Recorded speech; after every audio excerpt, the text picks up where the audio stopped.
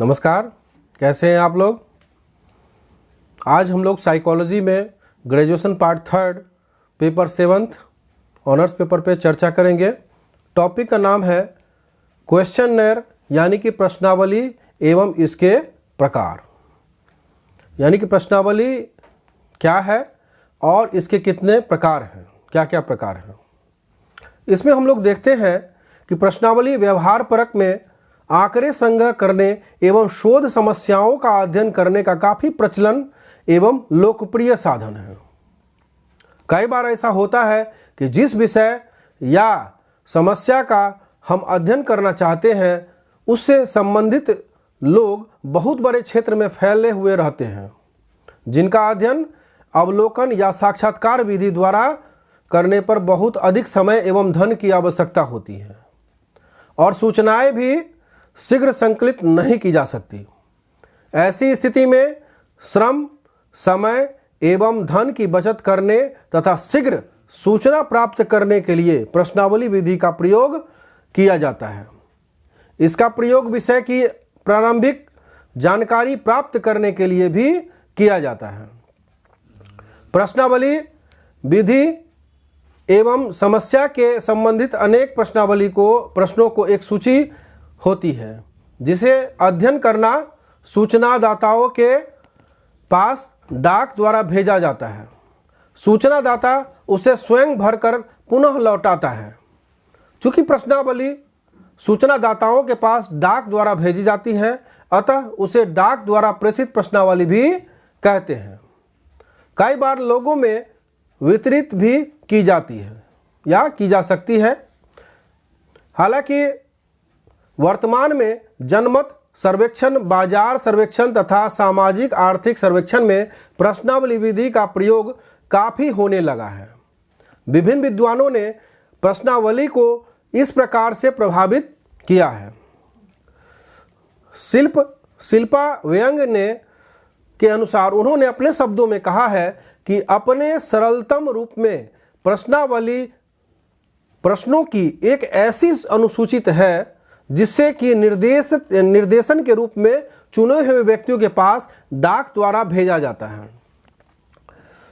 विल्सगी ने अपने शब्दों में कहा है कि प्रश्नावली बहुत बड़ी संख्या में लोगों से अथवा छोटे चुने हुए एक समूह जिसके सदस्य विस्तृत क्षेत्र में फैले हुए हैं, सीमित मात्रा में सूचना प्राप्त करने की एक सुविधा प्रणाली है।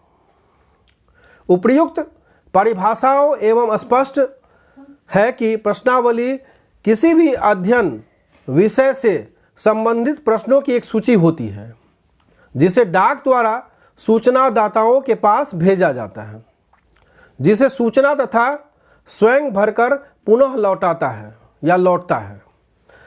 प्रश्नावली की परिभाषा के आधार पर इसकी विशेषताएं निम्नलिखित प्रकार से हैं।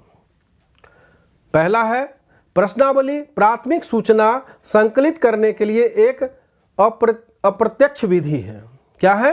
अप्रत्यक्ष विधि है। नेक्स्ट है, प्रश्नावली का प्रयोग केवल शिक्षित सूचनादाताओं के लिए ही किया जाता है, न कि अशिक्षित, क्योंकि अध्ययनकर्ता उसके समक्ष नहीं होता है। इसीलिए प्रश्नों को पढ़कर सूचनादाताओं को ही उसके उत्तर भरने होते हैं। नेक्स्ट पॉइंट है, प्रश्नावली को सूचनादाता जो है संग ही भरता है, यानी कि इसके लिए वह किसी को की सहायता नहीं लेता है, क्योंकि प्रश्नावली सूचना जो है दाता खुद स्वयं ही भरता है, किसी की सहायता नहीं लेता है। प्रश्नावली को सूचनादाता जो है प्रश्नावली को डाक द्वारा सूचनादाताओं के पास भेजा जाता है। किसके पास? सूचनादाताओं के पास भेजा। किसके द्वारा? डाक द्वारा। कभी कभी स्थानीय स्तर पर इसे वितरित भी किया जा सकता है। प्रश्नावली अध्ययन किए जाने वाले विषय से संबंधित प्रश्नों की एक सूची होती है। नेक्स्ट पॉइंट है, प्रश्नावली में अनुसंधानकर्ता चूंकि सूचनादाता के समक्ष नहीं होता है, इसीलिए वे निसंकोच अनेक गुप्त और आंतरिक सूचनाएं दे देते हैं। नेक्स्ट पॉइंट है, प्रश्नावली को डाक द्वारा एक साथ मतलब प्रश्नावली को डाक द्वारा एक साथ अनेक सूचना दाताओं के पास भेजा जाता है। इसलिए प्रश्नावली के द्वारा सूचनाएं शीघ्र संकलित हो जाती है। नेक्स्ट पॉइंट है, प्रश्नावली को सूचनादाता भरकर प्रायः डाक द्वारा ही लौटाता है। सूचनादाता जो है जनरली जो है मतलब सूचनादाता को भरकर प्रायः डाक द्वारा ही लौटाता है, किंतु कभी कभी स्थानीय लोगों में इसका संग्रह व्यक्तिगत स्तर पर भी कराया जाता है। नेक्स्ट पॉइंट है, प्रश्नावली का प्रयोग विशाल एवं विस्तृत क्षेत्र से फैले हुए सूचनादाताओं के लिए किया जाता है। जैसे कि प्रश्नावली में सरल और स्पष्ट भाषा का प्रयोग किया जाता है तथा प्रायः इसमें प्रेरणादायक प्रश्न होते हैं। अब इसमें प्रश्नावली के प्रकार कितने हैं उस पर हम लोग चर्चा करेंगे। यानी कि इस प्रकार की प्रश्नावली को संरक्षित प्रश्नावली कहते हैं। इसमें प्रत्येक प्रश्न के विकल्पी उत्तर पूर्व निर्धारित होते हैं। उत्तर पूर्व निर्धारित होते हैं।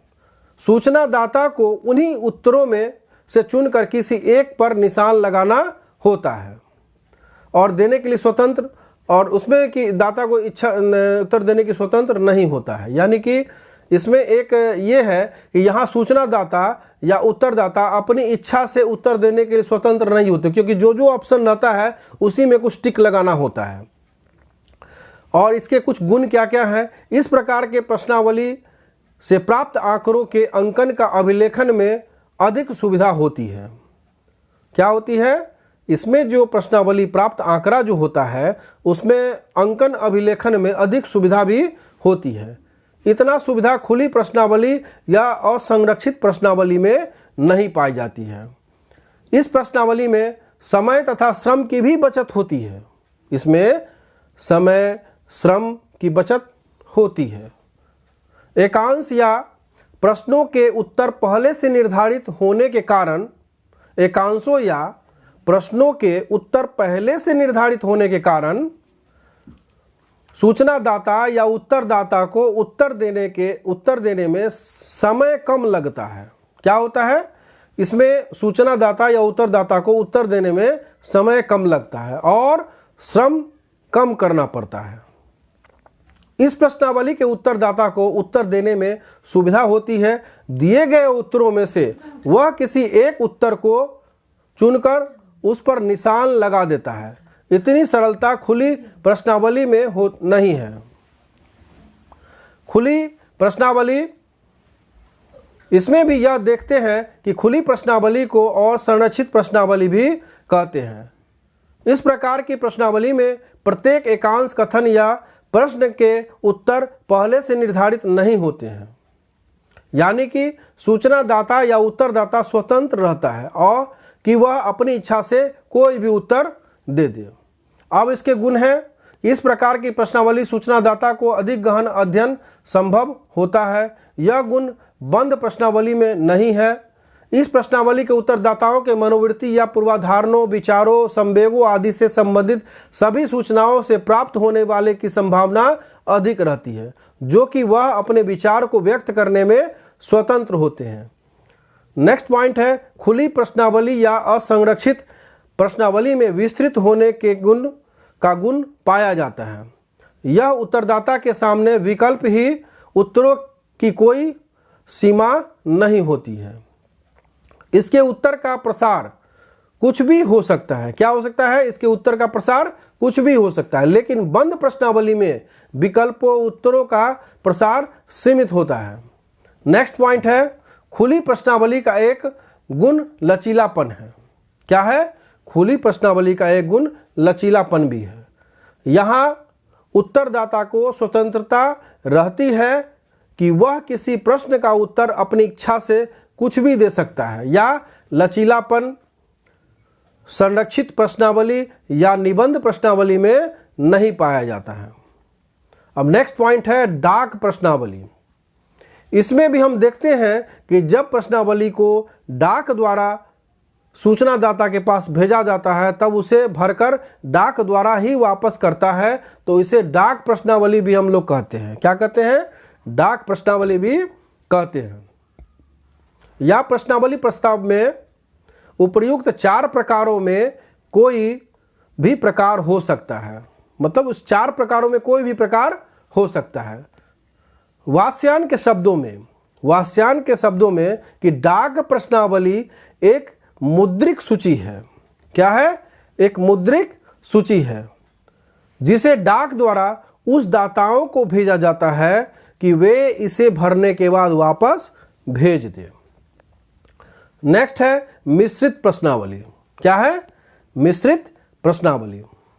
इसमें हम लोग देखते हैं कि यह प्रश्नावली वास्तव में बंद प्रश्नावली या खुली प्रश्नावली का मिला जुला रूप है। क्या है?